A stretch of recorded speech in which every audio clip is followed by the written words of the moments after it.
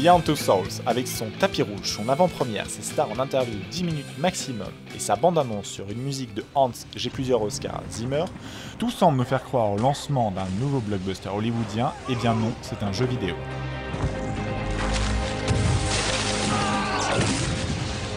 The emotions are real, the actions are real, the pretending is real, but everything else doesn't exist.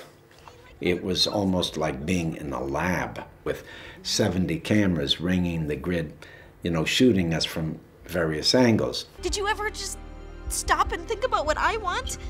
Day to day, multiple times a day, we're going to so many intense emotional spaces, and then having to snap back out of it and be 15, and then to snap back into, you know, emotionally intense scene with Willem. The agency wants you to join their military school program at Camp Perry.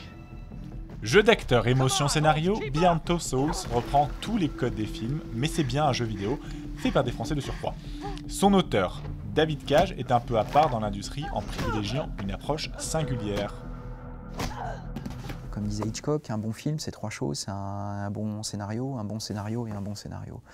Et malheureusement, c'est pas la chose qu'on a le plus dans le jeu vidéo, puisqu'encore une fois, on est souvent basé sur de la violence en boucle, dont le scénario est complètement anecdotique. Et moi, je fais un peu le sens inverse. J'essaye de trouver des sources d'inspiration dans le cinéma d'auteurs des années 70 ou 80. J'essaye de m'inspirer de Taxi Driver, j'essaye de m'inspirer d'Apocalypse Now, de tous ces films immenses au cinéma, et d'essayer de voir comment on peut créer ce cinéma qui avait quelque chose à dire dans le jeu vidéo.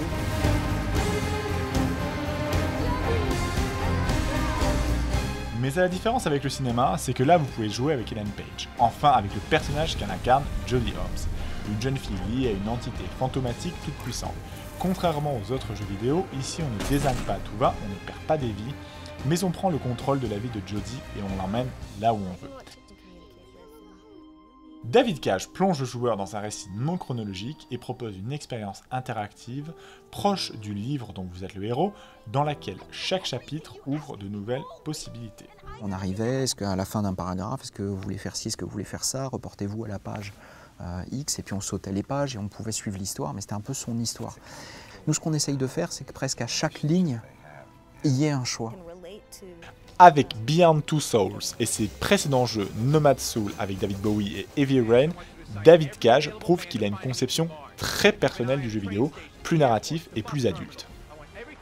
On voit une vraie évolution dans le milieu du jeu vidéo. C'est vrai qu'avant Heavy Rain est sorti en 2010, moi je parlais d'émotion, je parlais de narration, et c'est vrai que c'est quelque chose qui était un peu complètement incongru. C'est-à-dire dans l'industrie, on parlait du jeu vidéo, on parlait des armes, on parlait des niveaux, on parlait de toutes ces choses-là.